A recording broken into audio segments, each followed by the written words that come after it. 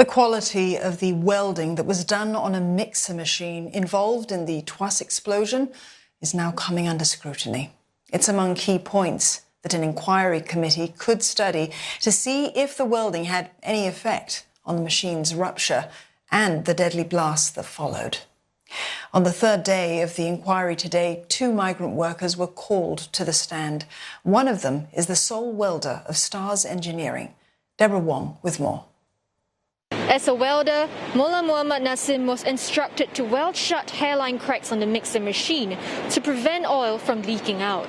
He was tasked to do this on at least 2 occasions starting from October last year. At one point, Nasim was also asked to create new gaskets to replace the ones in the machine. He had also observed his colleagues replacing components on the mixer, such as heaters. And after the first fire broke out on 12 February, Nasim observed additional fire safety equipment at the workplace. He also noted that a faulty exhaust fan was fixed. Now, his foreman said that the fire had been caused by oil leaking from 2 corners at the bottom of the mixer. Nasim was then instructed to weld all 4 bottom corners as a precaution. During the cross-examination, he was shown photos from an industry report. They showed voids and cracks inside the welded area. The State Council pointed out that it was his welds that had cracks, while the original welds from the manufacturer were clean.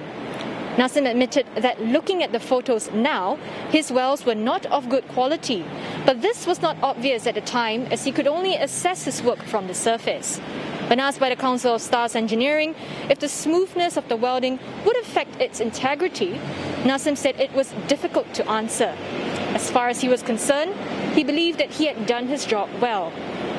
He was also asked if he was qualified to do welding works, to which Nasim said he believed he was, but wasn't aware if he was required to go for refresher courses. Now, the inquiry committee also pressed him on whether there was a clear demarcation between work and living spaces. Nasim said that there wasn't. The court was shown a video where Nasim assisted a colleague to check the oil levels in the mixer. He was not dressed in the requisite work safety attire then, as it was after working hours. The owner of the company, Tuas Engrg, will be called to the stand next.